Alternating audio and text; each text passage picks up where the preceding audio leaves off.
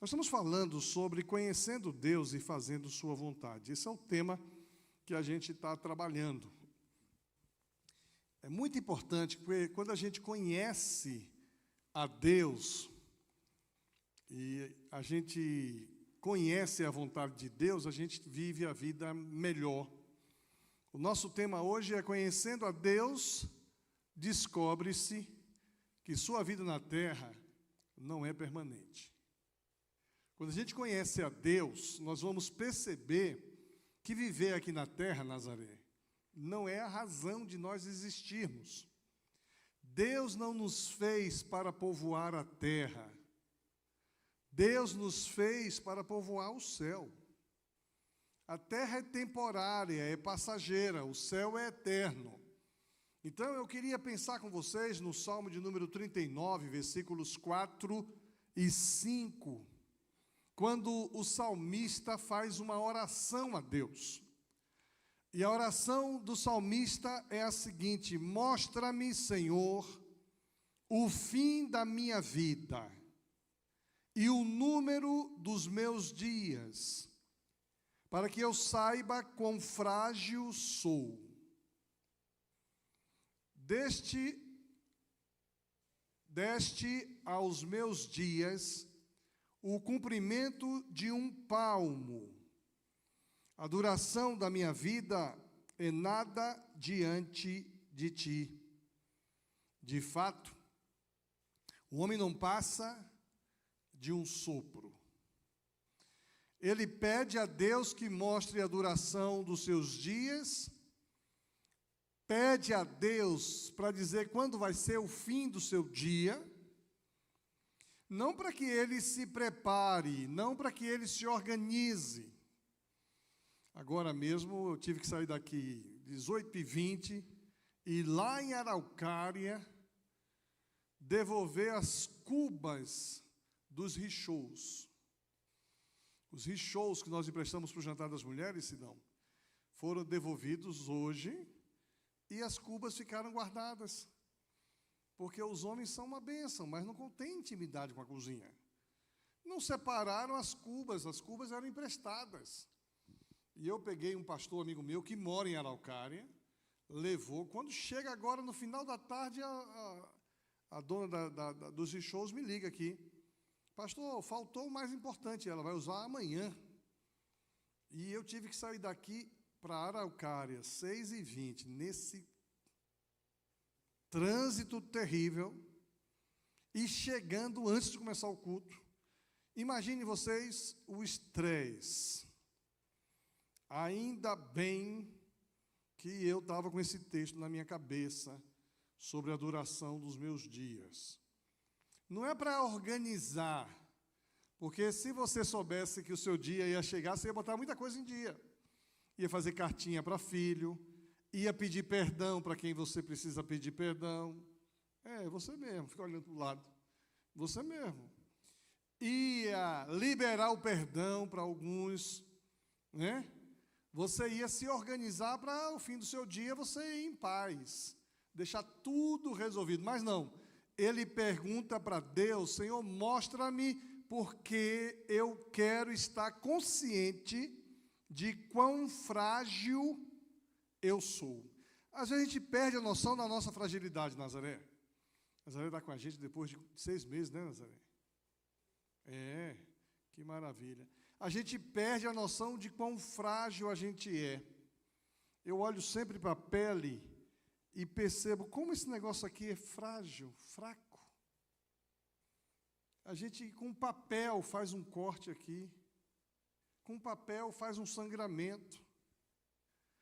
Mas a gente vive nessa autoconfiança, nessa loucura, a gente pensa que a gente é alguma coisa. E talvez uma inundação como essa é exatamente para comunicar a gente que nem dentro de casa nós estamos seguros. Nem dentro de um hospital nós estamos seguros. Nem dentro de uma estrutura, né, enorme nós estamos seguros. Ou seja, nós somos frágeis. A vida aqui na terra, ela é uma atribuição temporária.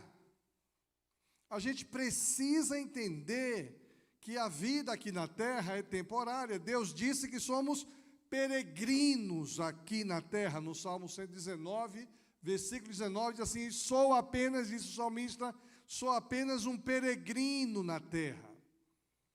Sua vida aqui é transitória, breve, temporária.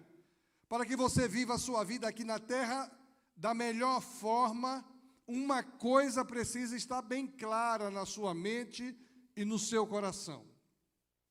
Com relação à eternidade, a vida aqui é extremamente breve. Eu tenho 59 anos de vida. Eu sou apenas um garoto, comparado com uns e outros. Já teve dois que deu risada aqui. Não vou dar logo o nome. Dá logo o nome.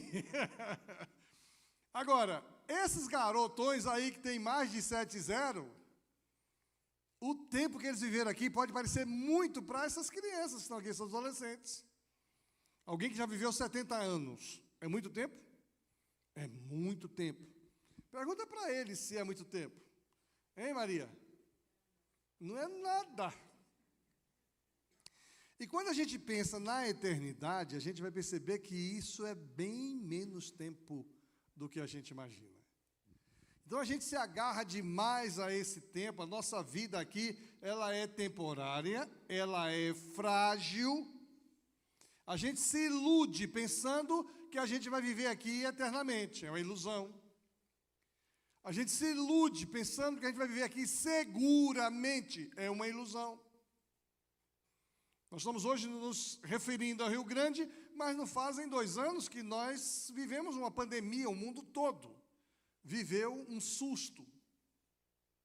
E pode ser que surjam novos sustos daqui para frente. Eu tenho dito que nós estamos vivendo os princípios das dores. O que é isso? É o início do fim. Previsto no sermão profético de Jesus, previsto no Apocalipse.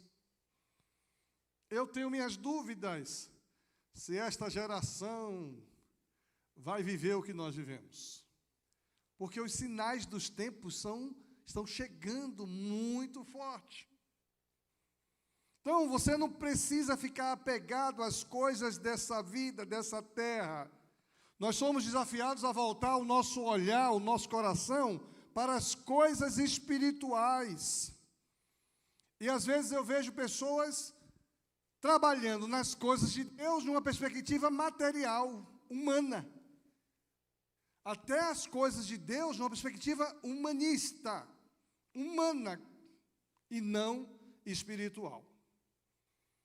A Bíblia compara várias vezes a vida terrena a uma habitação temporária em um país estrangeiro. Aqui não é o seu lar permanente, nem seu destino final. Você está aqui de passagem, gente. De passagem. Eu moro em Curitiba há 32 anos. Quando eu vim para cá, vim para morar. Mas durante muitos anos, meu sentimento é que eu estava passando um tempo aqui. Hoje eu já morei em Curitiba mais tempo do que morei em Pernambuco, mais tempo do que morei na Bahia, mais tempo do que morei nesses 2 estados juntos. Eu não me vejo mais fora de Curitiba, não me vejo mais fora do Paraná. Eu penso que aqui é o meu lugar permanente. Imagine você que nunca saiu, né? Nunca morou fora, nunca morou em outro estado. Você pensa que isso aqui é o seu lugar permanente, mas a terra não é o seu lugar permanente, não é o seu destino final. A Bíblia usa termos como forasteiros, peregrinos, estrangeiros. Nós somos em terra estranha, e quem não é crente acha a gente estranho. Você já ouviu alguém se referindo aos crentes como esse povo estranho? É um povo estranho. Um povo que não bebe, um povo que não fuma, o povo que não vai para a farra, o povo que é religioso, vive dentro de uma igreja, é um povo estranho. Inclusive tem uma música muito bonita, não sei se é muito bonita, mas uma música antiga, onde é que foi parar esse povo barulhento? Acho que é assim, né? Povo barulhento. Mas não tem estranho lá não, na música não, né? Foi embora para Sião. Foi embora para Sião. Então, para o mundo, nós somos estranhos. E a Bíblia nos apresenta como estranhos, como estrangeiros, como visitantes. A Bíblia nos classifica como viajantes. Para descrever nossa breve estada nesse mundo, são esses aí os adjetivos que nós recebemos. Davi disse nesse salmo, né? Sou apenas um peregrino na terra.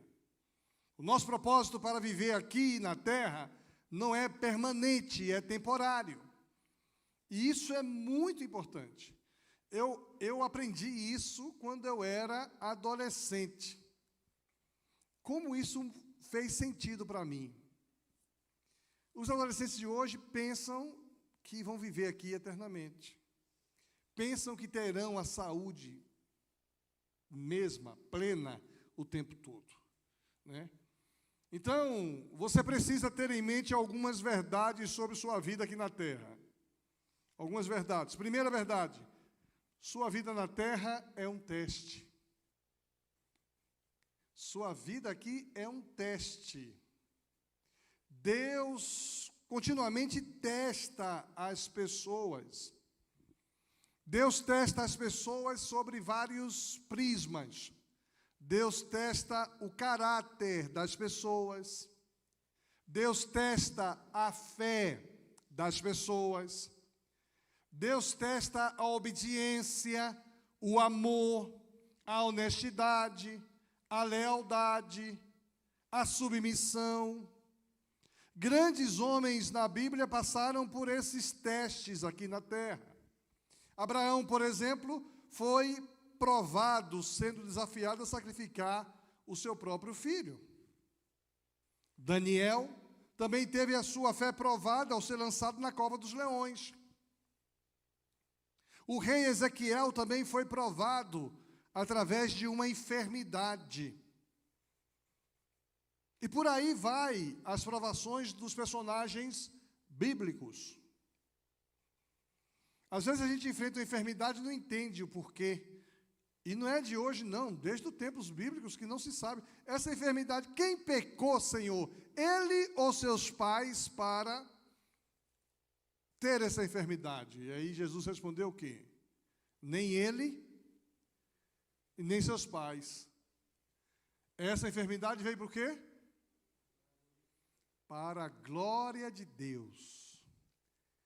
Eita! Um câncer na sua vida para a glória de Deus. É difícil, hein? Quando eu tive o câncer, fiquei questionando. Lá em casa são 8 pessoas. Meu pai, aliás, minha mãe, meu pai e 6 filhos, ou seja, uma mulher e 7 homens. E o cara mais forte lá de casa, sempre fui eu. Eu achava que tinha a ver com esse negócio de ter nascido em abril, porque é de touro. Aí descobri que isso é baboseira. Conheço um bocado de gente que nasceu em abril e está morrendo.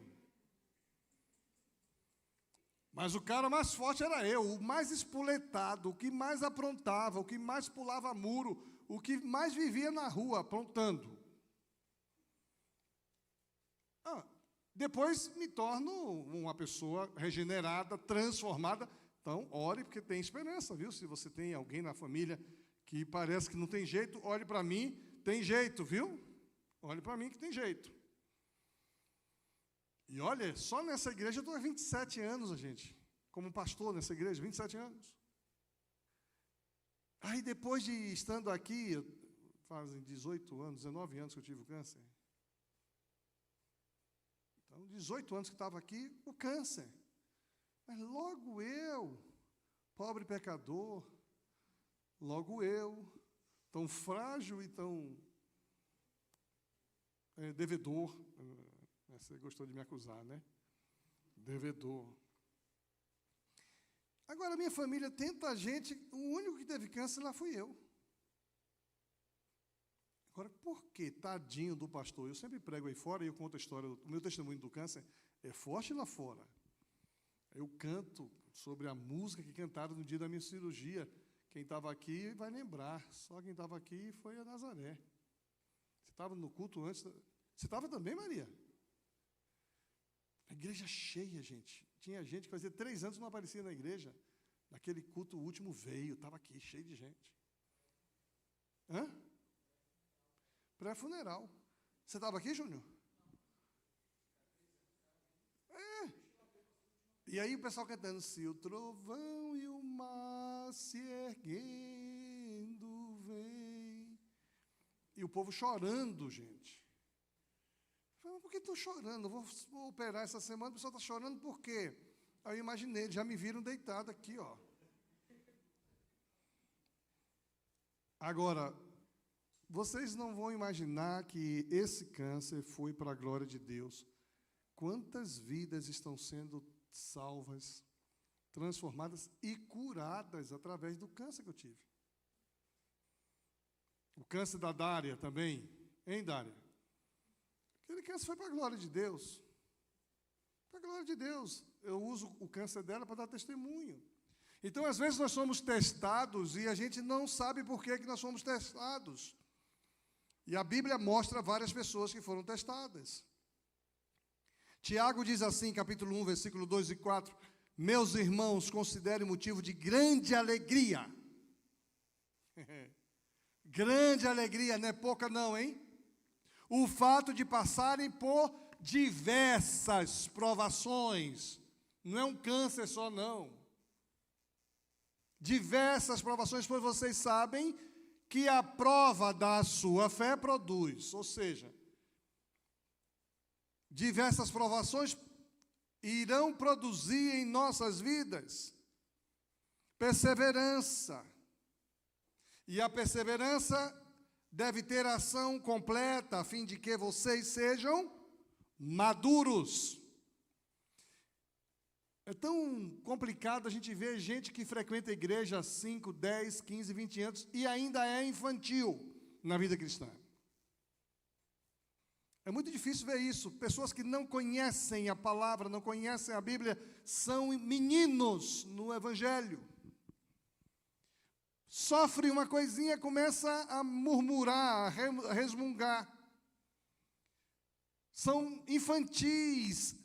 Precisa passar por diversas provações para serem maduros e, mais do que maduros, íntegros. Aqui pega. A integridade é fruto de ter alegria nas provações, sabendo que nossa fé está sendo provada. Aí eu sou íntegro, coerente, alinhado com a fé que tenho, e não nos faltará coisa alguma. Tiago aqui pega muito pesado com a igreja primitiva. A grande questão é que Deus sempre observa as nossas reações diante das adversidades. Deus está olhando como é que Ele vai reagir. Como é que Ele vai reagir se faltar isso? Como é que Ele vai reagir se a casa dele for inundada? Como é que Ele vai reagir se ele perder aquele emprego? Como é que Ele vai reagir se o carro dele bater? Como é que Ele vai reagir se ele tiver um diagnóstico difícil?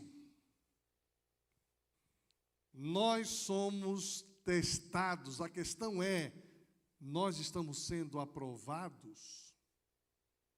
Os testes da vida terrena tanto desenvolvem quanto manifestam o caráter de uma pessoa, já dizia o pastor Marcelo Coelho. O caráter de uma pessoa é desenvolvido ou testado diante dos testes da vida. Ele é desenvolvido e manifestado diante das provações da vida. Por isso que Tiago vai dizer, tende alegria por passardes por diversas provações. Quando você compreender que a vida é um teste, é uma preparação para o céu, você perceberá que nada é insignificante em sua existência. Nada. Alguém diz assim, tem gente que não consegue conviver nem consigo mesmo. Tem gente que consegue conviver bem com o seu cônjuge. Não consegue conviver com a sua família, com a sua casa, com seus vizinhos, com os irmãos da igreja. Como é que vai viver no céu uma pessoa dessa?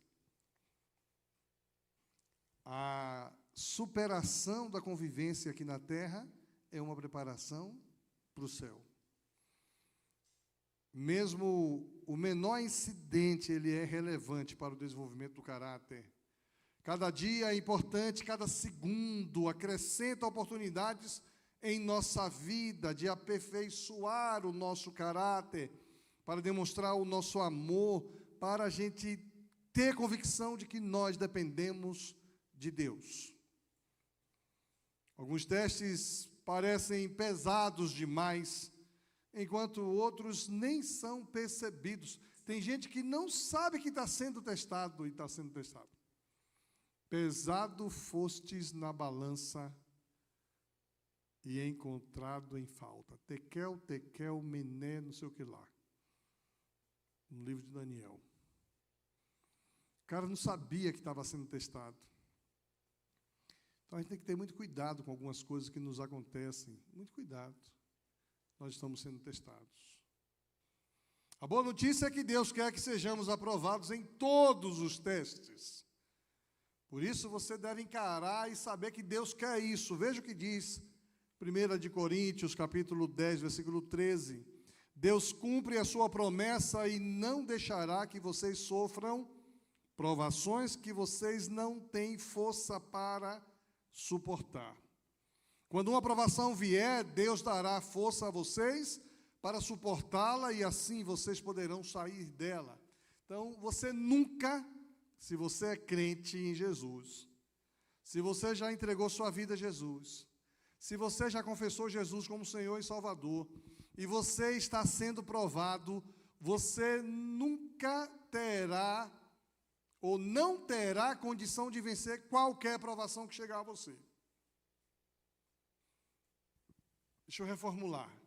Toda provação que chegar à sua vida, você tem força para vencer. Ponto final. Porque aqui você não tem força para vencer, Deus não deixa chegar sobre você. Entendeu?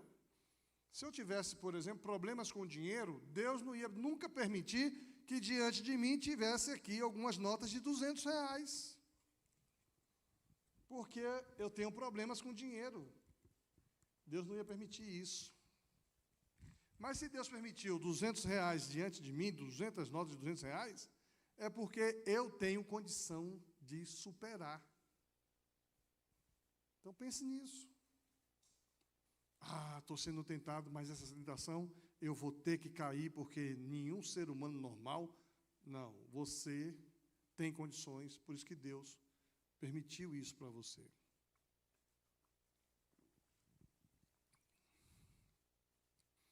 Interessante que Deus toma conhecimento e faz planos para cuidar de nós.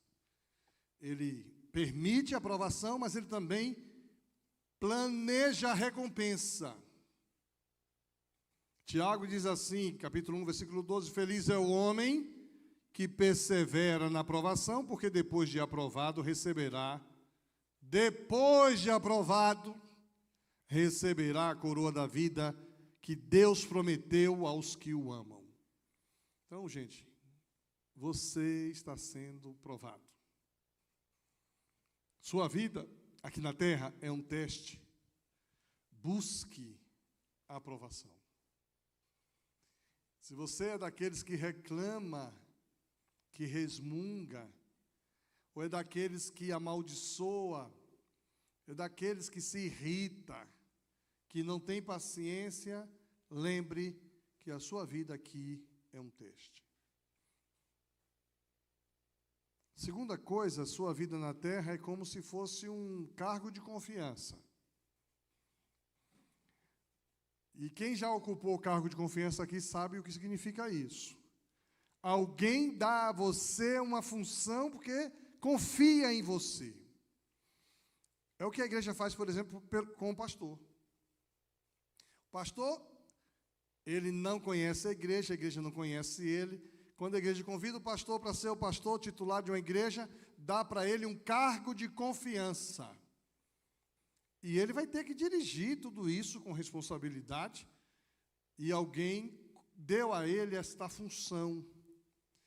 E ele precisa saber desenvolver esta função. Se você for nomeado para ser alguma coisa do governo do Estado, do governo federal, do governo municipal, cargo de confiança.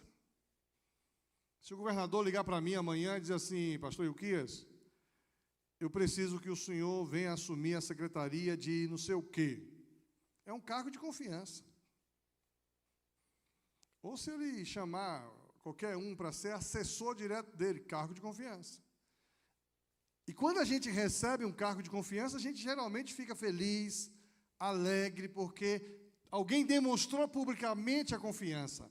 A gente se sente recompensado, promovido, satisfeito. E dessa forma que Deus nos deu a vida, porque Ele confia na gente. Deus confia na gente. Nosso tempo sobre a terra, nossa energia, inteligência, oportunidade, nossos relacionamentos, nossos recursos, são dádivas de Deus. Tem muita gente que gostaria de ter o que nós temos. Tem muita gente que gostaria de ter o carisma que nós temos, as oportunidades que nós temos. Mas isso Deus confiou a alguns, é um cargo de confiança. Somos apenas mordomos de tudo quanto Deus nos dá.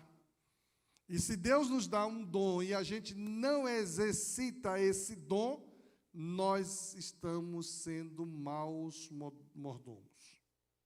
Então, Sidão tem o dom da cozinha. Foi elogiado aí pela mulherada, né? Gostou do tempero, estava uma comida deliciosa. Mas se eu chamasse ele para me socorrer naquela segunda-feira, ele não viesse com todo esse dom. Eu já disse para vocês que eu sou muito ruim. Servo inútil. Vou usar termos de Jesus aqui. Servo inútil sois vós, se fizerdes apenas o que eu lhes mando, disse Jesus. Quando a gente não executa as funções que Deus nos capacitou para desenvolver, a gente não está sabendo responder essa função de confiança. E eu preciso entender que do Senhor é a terra e tudo que nela existe. Do Senhor é a terra e tudo que nela há, o mundo e os que nele habitam. Até quem pensa que não é de Deus, é de Deus. Nada do que possuímos é realmente nosso. Nada. Deus apenas nos empresta tudo. A pergunta é, como é que você tem cuidado com aquilo que Deus tem colocado em suas mãos? Como é que você tem administrado as coisas que Deus te permite, inclusive seu tempo, seu corpo, como templo do Espírito Santo? Como é que você tem administrado sua influência, suas oportunidades, seus bens e recursos, seus dons, talentos e habilidades? Como é que você tem administrado isso? E é bonito ver alguns administrando isso na obra de Deus, a serviço do Senhor. Porque nós realmente não somos coisa nenhuma. Quando Deus criou Adão e Eva, em Gênesis 1:28, Deus os abençoou, dizendo: tenham muitos filhos, espalhem-se por toda a terra e dominem. E tenham poder sobre os peixes do mar, sobre as aves do céu, as aves que voam no ar e sobre os animais que se arrastam pelo chão. A primeira tarefa que Deus deu aos homens, aos humanos, foi: cuide das coisas.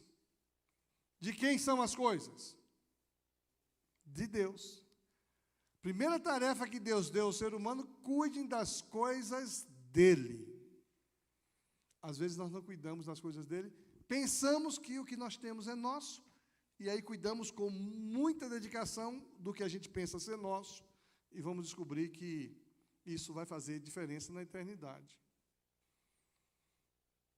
Deus colocou em nossas mãos coisas preciosas e nós precisamos corresponder. 1 Coríntios 4, 7, Paulo diz: quem é o que fez você superior aos outros? Por acaso não foi Deus quem lhe deu tudo o que vocês têm? Veja, foi Deus que te deu tudo que vocês têm. Então, por que é que você fica todo orgulhoso, como se o que você tem não fosse dado por Deus? Na década de 90, eu estacionei meu carro no pátio da primeira igreja batista de Curitiba, e o pastor Jacques Kleman, que vocês conhecem, já foi preletor da gente algumas vezes, chegou para mim e disse: Ilquias, no seu carro tem assim, este carro pertence a Deus? Eu falei: não, por quê? Porque eu estou precisando de um carro para me levar ali. Aí eu falei: mas esse carro pertence a Deus. E aí eu botei ele no carro, levei ele ali. Carro zero, novinho. No outro dia, estacionei o carro lá fora, na primeira igreja. O ladrão levou o carro. Paguei a última prestação com o carro já não mais na minha mão. Naquela época era um carro bom, um Gol. Perdi o carro. Fiquei chateado. Depois de algum tempo eu percebi que o carro já não era meu. Eu comprei, paguei com salário, mas não era meu, era de Deus. Então, tudo que a gente tem, gente, vem de Deus, a gente precisa entender isso. Nós somos apenas administradores. Por isso que Jesus vai contando aquela parábola dos talentos ali, né? E aí Deus começa a medir a resposta de cada um. Deus ficou satisfeito com tudo que os outros fizeram. E Jesus diz lá em Mateus 25, 21, muito bem, servo bom e fiel, você foi fiel no pouco, eu o porei sobre o muito. Venha e participe da alegria do seu Senhor. Mas interessante que Jesus vai dizer também para aquele que não foi fiel, o talento que você não cuidou será tirado, não será dado. No final da nossa vida, nós vamos ser avaliados. E avaliados por Deus e não pelas pessoas. Tem muita gente que procura agradar as pessoas e não levam em conta o que é agradar a Deus. E algumas vezes agradar a Deus é desagradar as pessoas. Às vezes aqui no púlpito a gente prepara um sermão meio duro. E é tão duro, as pessoas saem daqui chateadas comigo. E quando tem coragem de falar, tem umas e outras que têm. Já recebi queixa aqui. Você bate muito pesado. Falei: eu não, resolvo isso com Deus. E se Deus está falando no seu coração, dê glória a Deus, você está precisando. Mas às vezes, eu já tive vontade aqui de mudar o sermão, sabia? Estou pregando aqui, o meu sermão é todo escrito. Aí chega uma pessoa ali que vai apanhar hoje aqui. Ah, que vontade que eu tenho de mudar o sermão. Eu tenho uma vontade, aí o cara entrou aqui uma vez, eu falei: meu Deus, não vou pregar esse sermão não. Ia ser para a cabeça do cara. Eu falei: não, vou tentar pregar outro sermão. Aí não tive condição. Aí preguei aquele sermão, duro, duro, duro, duro. Todo constrangido, todo sem graça, todo acanhado. Aí, quando terminou o culto, que eu fui para a porta, o cara veio me cumprimentar, eu falei: olha, eu quero dizer que você foi muito bom você ter vindo, viu? Muito obrigado pela sua presença aqui. Mas eu quero dizer que o sermão de hoje está preparado desde quinta-feira. Eu não sabia que você ia vir aqui hoje. O cara não era membro da igreja, não tinha por que vir aqui. O cara é de outro lugar. E ele sabia que eu sabia da dificuldade dele. E ele disse assim: pastor, fique em paz. Deus falou tanto comigo hoje que o senhor não faz ideia. Mas eu fiquei constrangido. Então é muito ruim quando a gente prega sabendo que a palavra de hoje vai bater na tua cabeça. É muito ruim para o pregador, sabia? Ah, eu quero agradar, vou mudar tudo, vou suavizar. Já viu aqueles pregadores que só te enche a bola, que só te faz sentir feliz, a pessoa mais feliz do mundo? A gente quer fazer isso, mas nem sempre Deus quer que a gente faça. Então, às vezes, é isso que acontece. Nós seremos julgados por Deus. Nossa vida aqui na terra é um teste. Nós exercemos funções de confiança porque Deus confia em nós. A nossa responsabilidade é corresponder à confiança depositada em nós, por Deus. Terceiro e último lugar, a sua vida na terra não é o seu lar definitivo. Você está apenas de passagem aqui, e é possível que a vida esteja lhe trazendo algumas fadigas, algumas dores, algumas tristezas, decepções, angústias, dificuldades. E por conta desses acontecimentos, precisamos ter a mente com a clareza de que aqui na terra não é o nosso lar definitivo. Interessante. O texto sagrado diz: pois nós nascemos ontem e não sabemos nada. Nossos dias na terra não passam de uma sombra. Uma sombra. Uma sombra. Outro texto bíblico diz: vocês nem sabem o que lhes acontecerá amanhã. Que é a sua vida? Vocês são como a neblina que aparece por um pouco de tempo e depois dissipa. A gente já viu tantos gigantes que em uma hora o cara está ali cheio de pompa, cheio de vigor, cheio de energia. 5 minutos depois o cara já era. A gente não acredita. Não acredito, fulano estava comigo ontem, cara. O que foi que houve? Não sei, um infarto fulminante. O que foi que houve? Fulano? Não sei, um acidente, morreu. Nossa vida é assim. Aí se a gente pensa que aqui é o nosso lado definitivo, com certeza nós estamos vivendo iludidos. Por isso, quando a gente passa por dificuldades, aflições, rejeições, decepções, tristeza, isso nos abate muito. Mas quando a gente sabe que nossa vida não é aqui, é eterna, o que a gente sofre aqui, isso está com seus dias contados. E para impedir que a gente fique muito apegado às coisas dessa terra, Deus nos permite que a gente enfrente desgostos, fracassos, decepções, tristezas, angústias, dores, anseios que jamais serão satisfeitos aqui na terra, para entendermos que a terra não é o nosso lar definitivo. Nós somos criados para outro lugar, estamos na terra. É semelhante a um peixe. Um peixe nunca será feliz na terra, porque o peixe foi feito para a água. Parece uma coisa boba, banal. Põe um peixe aqui para você ver. Ele não foi feito para viver nessa terra, foi feito para viver na água. Ou você pega uma águia, ela jamais será feliz vivendo na terra, porque ela foi feita para o ar. Nós não devíamos ser felizes nessa terra, porque nós fomos feitos para o céu e não para a terra. A gente se perde buscando felicidade. Você nunca se sentirá plenamente satisfeito na terra, simplesmente porque você não foi criado para viver na terra. Aqui não é meu lar, um viajante sou. Tem um hino assim, se não me engano. Interessante que você terá momentos felizes aqui na terra, mas nada comparado com o que você vai ter no céu. Nada. C.S. Lewis disse: tudo que não é eterno é eternamente inútil. Eu achei essa frase interessante.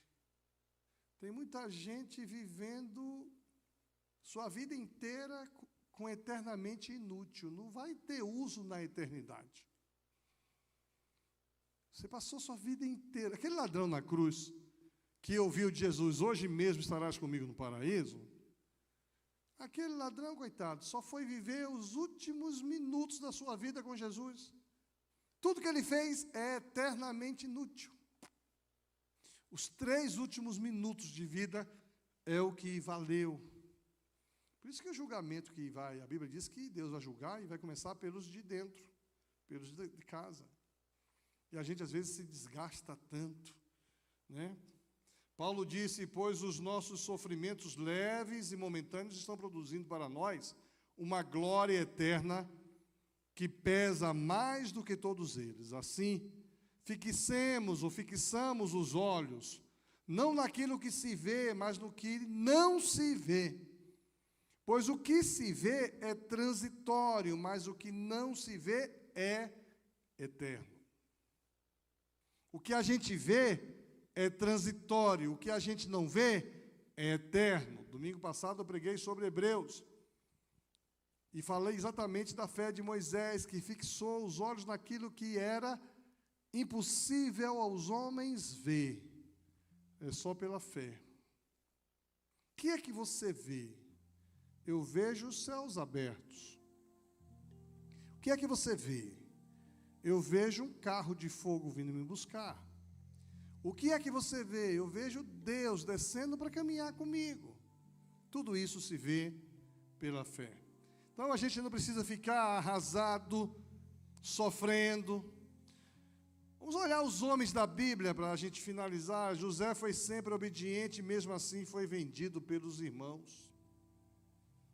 Foi escravo, foi prisioneiro. Paulo, mesmo fiel, passou anos na prisão e escreveu boa parte das suas cartas da prisão.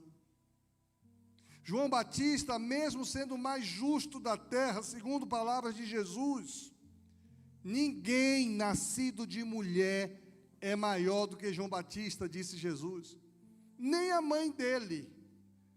Isso aqui é uma coisa interessante. A Bíblia diz que ninguém nascido de mulher é maior do que João Batista, ou seja, nem a Maria, mãe de Jesus, é maior do que João Batista. E isso também deixa claro que Jesus não nasceu de mulher. Ele diz isso nessa afirmação. Mesmo sendo o mais justo da terra, terminou sua vida decapitado. Pedro, mesmo sendo alguém especial para Jesus, terminou seus dias crucificados. João, discípulo amado, autor da maior parte da Bíblia, foi preso e exilado em uma ilha. Aqui até uma curiosidade bíblica, né? A gente não faz ideia de que quem mais escreveu a Bíblia foi João. No Novo Testamento, quem mais escreveu foi João, não foi Paulo. Se você contar quantas palavras e quantas páginas João escreveu, o Evangelho de João, as 3 cartas de João e o Apocalipse, você vai perceber que João escreveu mais do que Paulo. Mesmo assim, foi preso e foi exilado. Aí eu pergunto, você está passando por algum sofrimento aqui na terra? Eu olho para essa reflexão de hoje e eu concluo que eu não estou passando sofrimento nenhum. O que é que está me acontecendo? Um bocado de coisa. Mas tudo isso não é sofrimento para mim, não. Porque o meu lar não é aqui. Por isso que o apóstolo Pedro vai dizendo assim, mas se vocês suportam o sofrimento por terem feito o bem, isso é louvável diante de Deus. Para isso vocês foram chamados, pois também Cristo sofreu no lugar de vocês, deixando-lhes exemplo para que sigam os seus passos. Por sua vida na terra ser um teste, busque aprovação. Busque aprovação. Aprovação de Deus e não dos homens. Por sua vida na terra ser uma questão de confiança depositada por Deus em você, corresponda a essa confiança. por sua vida aqui na terra ser uma experiência transitória, não se apegue e não se comprometa com negócios dessa vida. O negócio dessas vidas, eles são transitórios. E tem muita gente agarrada com o negócio dessa vida, inclusive no aspecto religioso. Alguém disse, pode vir a equipe do louvor para cá, que nós vamos cantar. Louvores ao Senhor. Alguém disse assim, que esta igreja aqui é um templo muito charmoso. As pessoas quando entram aqui ficam impressionadas com o charme do nosso templo. E é só uma casa. É só um ambiente. E às vezes a gente pode se apegar, eu conheço igrejas por aí que as pessoas se apegam ao metal, às vezes ao púlpito, à função que desenvolve dentro de uma estrutura eclesiástica religiosa. E aí, a Bíblia diz que você já conseguiu a sua aprovação. Agora, o que Deus tem para nós, gente, é melhor. O que Deus tem para nós é a eternidade. A pergunta que eu faço a você é: está tudo no lugar na sua compreensão? Ou você ainda acha que foi feito para viver nesse mundo? Como é que você está investindo tempo na sua vida? Onde Deus fica na sua rotina diária? As motivações dos pensamentos, das escolhas, das decisões passam pela régua do que é terreno ou passa pela régua do que é eterno? O que você faz terá repercussão eterna ou inutilidade eterna?